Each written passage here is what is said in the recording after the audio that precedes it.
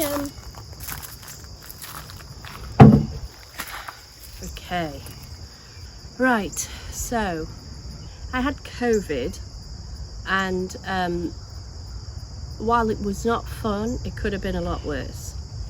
But as you can tell from my voice and the speed which I am talking, I'm not 100% better. I am testing negative, so that's good.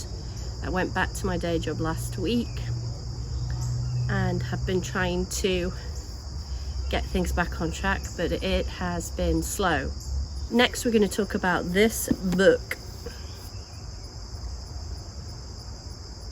It's called Wild Once by Vivianne Crowley. I've mentioned it a couple of weeks ago, and the reason I want to talk about this book, and it's something I want to do more in the future, is talk about books that I think are enjoyable to read, that are about witchcraft, and that are talking to a more progressive, more current perspective on the craft. If you go to some big bookstore, I mean, I went to a Barnes and Noble back in the spring and was absolutely floored. I don't go there very often. I happened to be there, and I was completely amazed at the wealth of books on witchcraft, paganism, mysticism, New Age, whatever you want to call it. They had an incredible amount of books.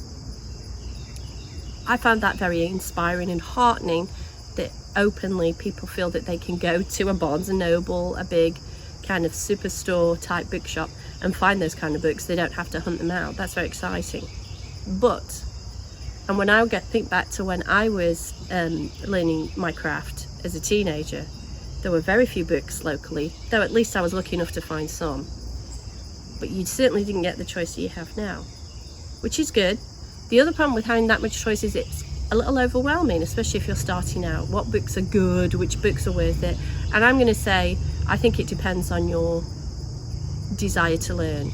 The books that you want to pick will depend on what you're interested in, what tradition of Wicca, what tradition of witchcraft, if indeed you know of any traditions. It might be that you're starting from absolute zero and you just don't know what you want to do. So that's difficult, because without having that kind of an idea of what they all are, it's difficult to make a decision. The other issue I have with a lot of these books is it's a lot of new money for old rope, which means a lot of them are these sort of DIY or Witch 101 books, which are very, very helpful, especially when you're starting out, and it's really great to have those primers. But often they there's a glut of them in the market now, or you have books where people are trying to write books on witchcraft, but they're trying to create a new sort of way of looking at it, and sometimes that works, but often it doesn't. Witchcraft is a very old tradition that spans lots of different cultures, and that's the other problem. A lot of these books tend to be Eurocentric. They're based on European witchcraft, which, if you are from a European heritage, is great, but if you're looking for something that is perhaps originating from another part of the world, that's difficult. It's really difficult to find those books. But having said all of that, there are some books that I would like to recommend that are helpful in clarifying some of the questions that I certainly get asked by people a lot when they know that I'm a witch and they are interested in it, but also books that are enjoyable to read. I cannot tell you how many books I've picked up on witchcraft, and within about 10 pages I am bored to death. I'm sorry, but a lot of them are not that exciting to read. They read like DIY manuals. Those are the kind of books you're going to keep on your shelf, and they're a reference for when you want a ritual for a particular Sabbath, or you want to do a particular spell.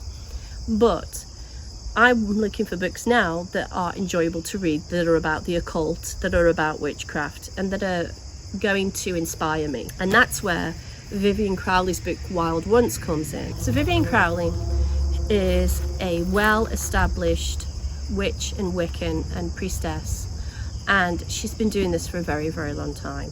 She is also an academic. She has a PhD in psychology, and the reason I mention those things is she is an excellent scholar and she is an excellent practitioner. And those two things mean that this book, I think, is elevated above a lot of the other books you're going to find about Wicca, witchcraft and paganism. She's also incredibly progressive.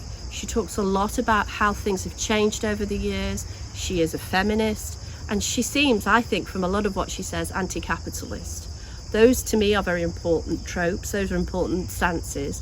And so if you're going to read this book, you're going to get someone who's going to talk about those things and talk about them within the context of spirituality. Her academic background means that she is well researched, and she has bibliographies and notes and an index. I cannot tell you how many books I've picked up about witchcraft that don't have an index and don't have any kind of decent bibliography, and I think it's really sloppy. And that would be my first piece of advice to you if you're looking for books. Look for something that has an index and a really good bibliography.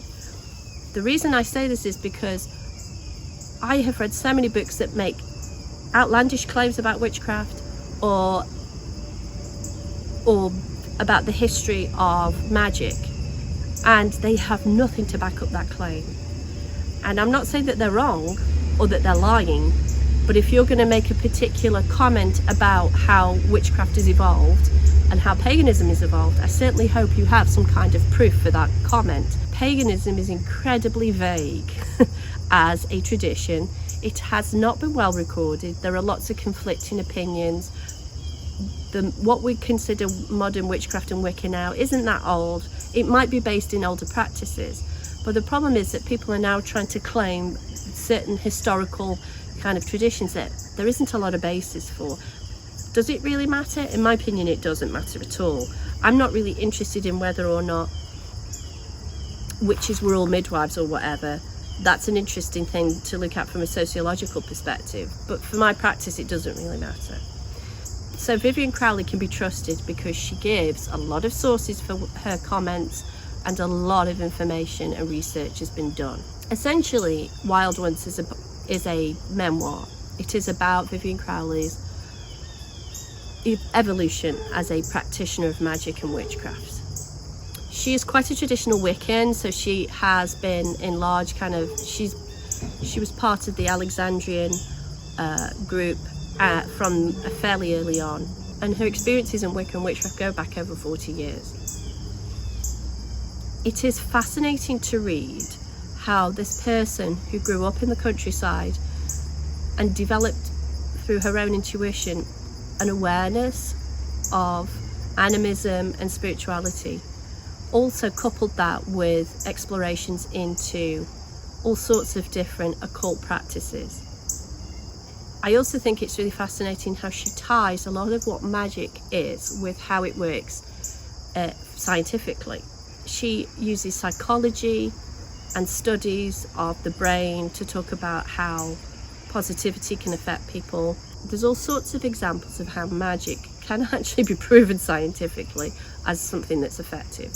She also talks about how magic is often something that is unproven, that's a little bit ahead of its time, and science will probably catch up with it. So certain things that occur in what we call magical contexts will eventually be proven by science. So that's an interesting perspective as well. It isn't a how-to book, it's not a DIY book. What it is an excellent way of answering those questions that a lot of people ask me. Is magic real? How do we know that spells work? Why do you follow this path when it's, there's no proof or there's no examples? How do you follow a practice that seems so new that you don't really have a lot of kind of doctrines and scriptures for? How do I start a practice? How do I find my way in this community? Those questions that a lot of people have when they start out in paganism, and frankly, still I have those questions on occasion, and I've been practicing paganism for quite a long time. It doesn't answer them definitively, but it gives us a path and a way of exploring things, which I have found incredibly helpful. This is the book that made me confident enough to apply for a Master of Divinity. A Master of Divinity with Cherry Hill Seminary, which is where Vivianne Crowley teaches. I've talked about that in another video. There was something about how she talked about the commitment that's required that made me realise that that was something I wanted to be part of. For someone like Vivianne Crowley to be where she is, and a well-respected academic, a well-respected practitioner, a faculty member of a divinity school that is pagan and earth-based, requires a lot of commitment, a lot of work, and a lot of spiritual exploration. And that's what this book is about. I think if you are starting out and you have a desire to learn more about witchcraft and Wicca, this is actually a really good book to start with. It's not going to tell you how to cast a circle. It's not going to tell you what the different phases of the moons mean, but there are plenty of books that can tell you that, and also lots of websites. This is more valuable because it tells you, because it's helping you explore for yourself how to connect with the divine. This is the kind of book that I'm probably going to come back to again and again and read different sections of. And it's a book that I'm going to come back to again and again to check out the bibliography and find more extended reading. So yeah, check it out. Vivianne Crowley's Wild Ones.